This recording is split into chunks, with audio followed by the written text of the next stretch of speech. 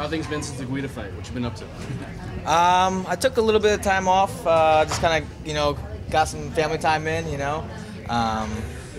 now I did like a little tour. I got my brother-in-law got married, and so I've been everywhere. Buffalo, back to Long Island, New York City, Pennsylvania, Canada. Now we're out here, and then once I get back to grinding. So what's next? I mean, I've heard you say some things that you like to fight and what have you. What's going on? I'm fighting Ricardo Lamas, UFC 180 in Mexico City. You ready for that? You ready? He's the guy you want. Like, you think he's next for your ascension through the ranks? Yeah, I think we go out there, we fight him, knock him down, and then we're gonna definitely get a title shot. How things been different since you beat Guida? I mean, because now you're legit. Now you are top 10. Have things changed? Your training partners, people around you, anything? Life? Life changed a little bit more. I get like when I'm at other fights and stuff like that. A lot more fighters will come up and like, hey man, what's up? Hey, how you doing? That was a good fight. Whereas in the past it was like, he beat nobody, or whatever. So yeah, I think I'm definitely respected more in the UFC, and the training partners are still the same, man. I think they're the reason why I got to where I'm at now, and if it's not broken, don't fix it, Mexico City.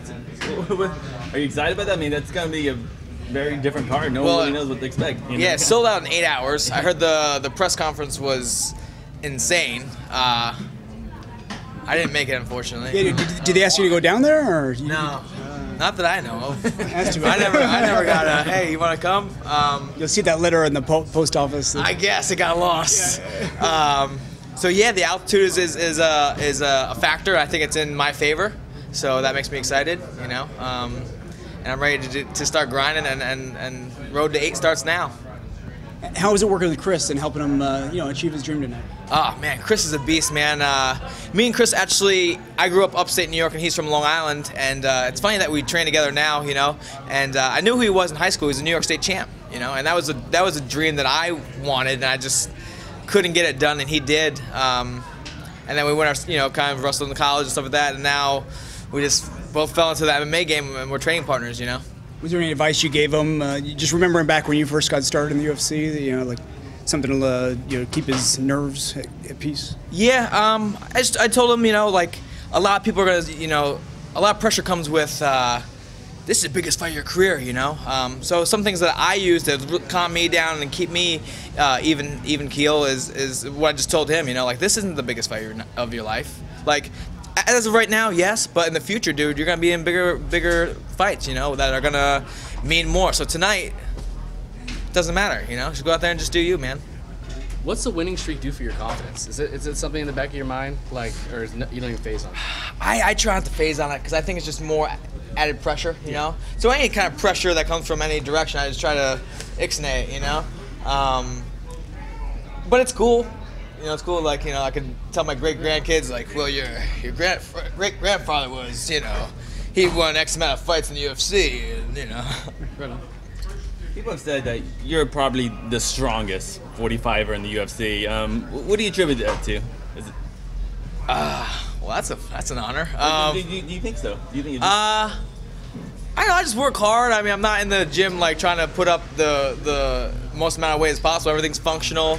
I've got a really great team that keep me focused, and they have me on a schedule, and everything's like a system, and we just follow the system. How's the system changed since, say, your last training camp versus, the fight before you got into tough? How has that entirely changed?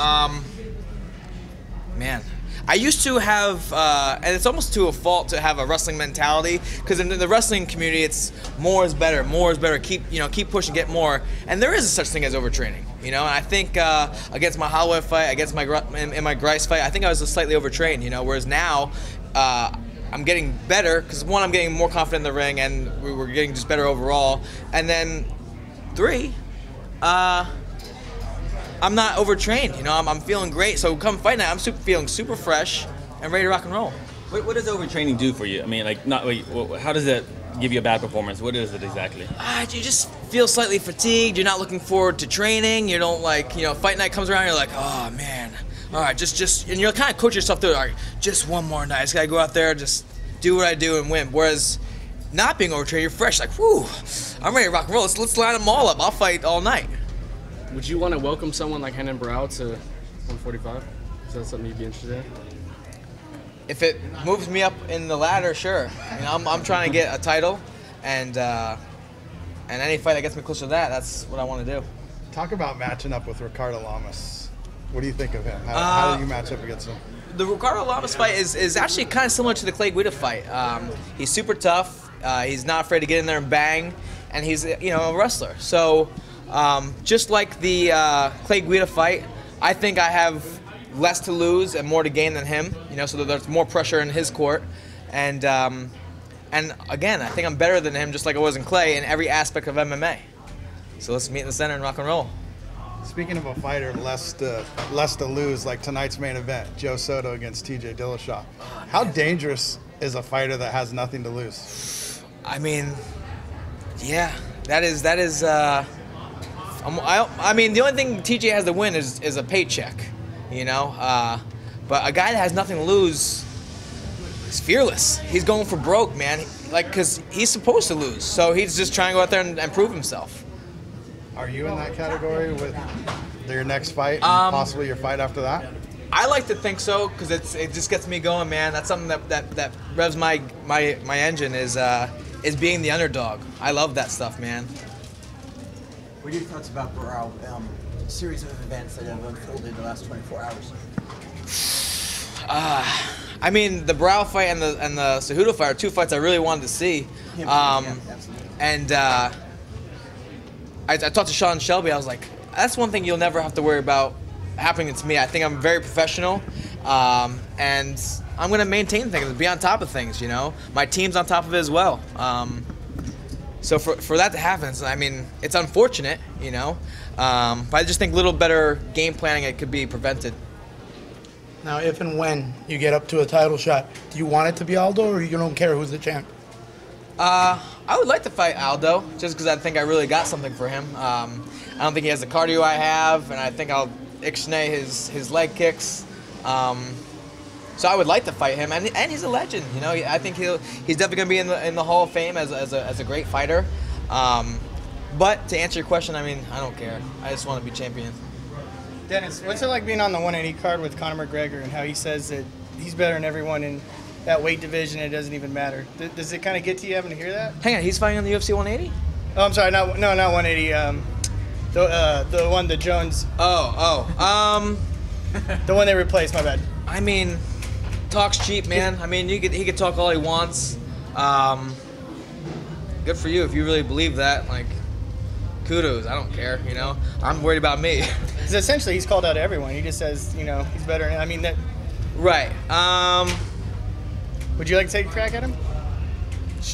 Again, if it's getting me closer to the title shot, I'm not trying to take any steps backwards. If he's ranked number 2 or ranked ahead of me, all right, let's square up and fight. See who gets close to the title shot.